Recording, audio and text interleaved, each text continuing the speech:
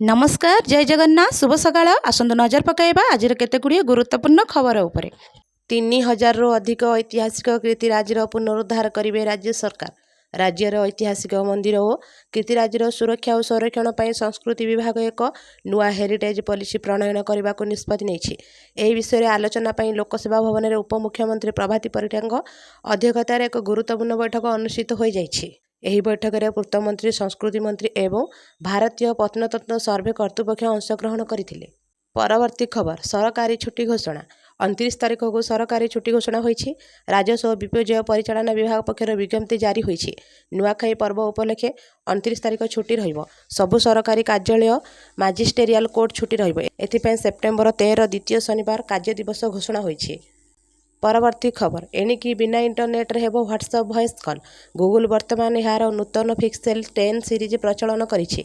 एथर phone रे अनेक बड़ अपग्रेड देखा जाउछि, किंतु सबुठारु अधिक आलोचना हेउथिबा वैशिष्ट्य हेउछि व्हाट्सएप वॉइस एवं वीडियो कॉल पई सैटेलाइट नेटवर्क समर्थन। यार अर्थ हेउछि जदि आपनक पाखरे मोबाइल सिग्नल किंबा वाईफाई उपलब्ध नाही तथापि आपण व्हाट्सएप कॉल करि परिबे।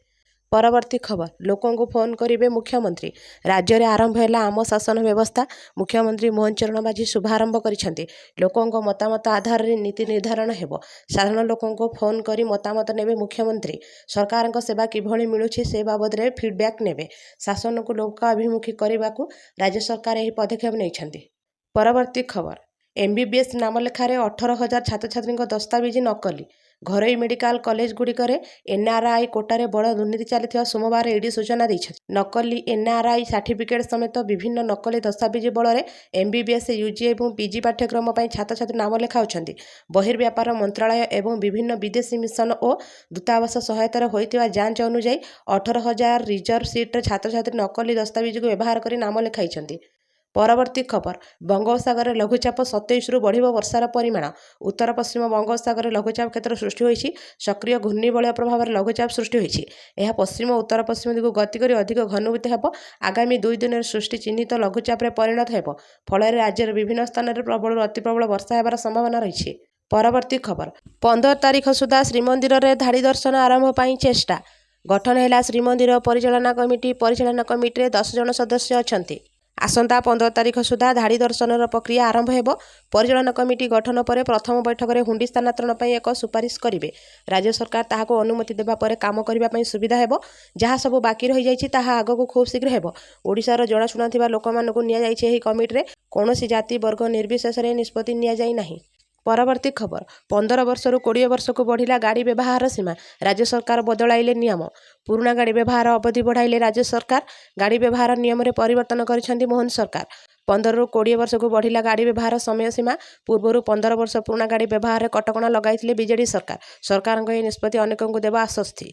परवर्ती खबर आज आकाउंट को आसीबो सीएम किसान टंका। मिलिबो सीएम किसान टंका प्रत्येक चाषी आकाउंट को जीव 2000 टंका। राज्यर 51 लाख क्षुद्र और नाममात्र चाषी को मिलिबो हे टंका। नुआखाई अवसर में चाषी को टंका दे उपकृत करने सरकार निष्पत्ति नहीं। क्षुद्र चाषी को प्रोत्साहित करने सरकार तरफ यह टंका बंटा जाउछि। परवर्ती खबर बनतारा पशिब एसआईटी टीम। सुप्रीमकोर्ट गुजराटर जामनगर स्थित बनतारा अभयारण्य संपर्कित अभियोग तदंत पर पूर्वतन विचारपति जस्टिस चेलामेश्वरों अध्यक्षतार एक स्वतंत्र तदंत दल बा एसआईटी गठन करा जायछि। परिवेश वन्यजंतु एवं आर्थिक नियम उल्लंघन संपर्कित एकाधिक आवेदन और अभियोग आधार ही निष्पत्ति निया जायछि। परवर्ती खबर आत्मनिर्भर भारत दिगरे आउ पादे बढ़िला देश। आत्मनिर्भर भारत में आउ पादे बढ़िला देश गुजरात में उद्घाटित है विशाल इभिजान प्लांट इभिटार। सबुठारु बड़ कथा हेउछि एथरक भारत में निर्मित बैटेरी और इलेक्ट्रिक कार विभिन्न देश को रप्तानी करा जिवो। यह भारत पई बड़ उपलब्धि हेबाकु जाउछि।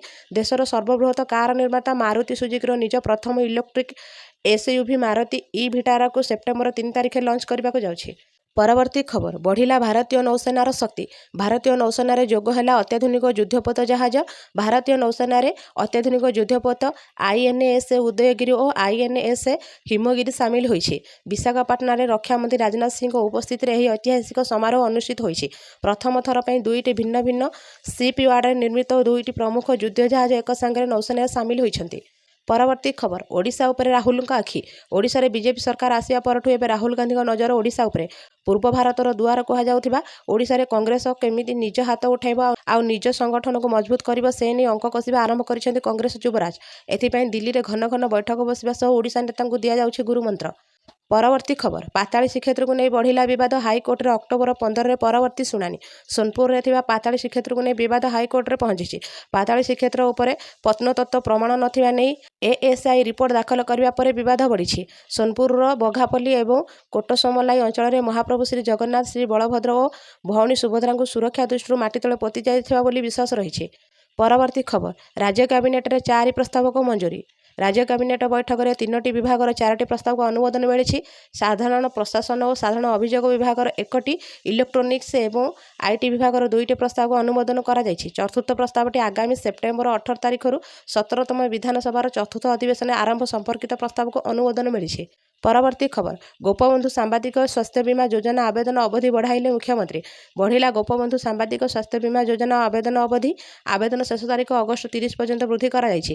ମୁଖ୍ୟମନ୍ତ୍ରୀ ମୋହନ ମାଝୀଙ୍କ ନିର୍ଦ୍ଦେଶକ୍ରମେ ସ୍ୱାସ୍ଥ୍ୟ ବୀମା ଆବେଦନ ଅବଧି ବଢ଼ିଛି। ପରବର୍ତ୍ତୀ ଖବର ରାଜଧାନୀରେ ଏଥର ନିୟମରେ ପୂଜା। ରାତି 10ଟା ପରେ ମେଲୋଡି ମନା।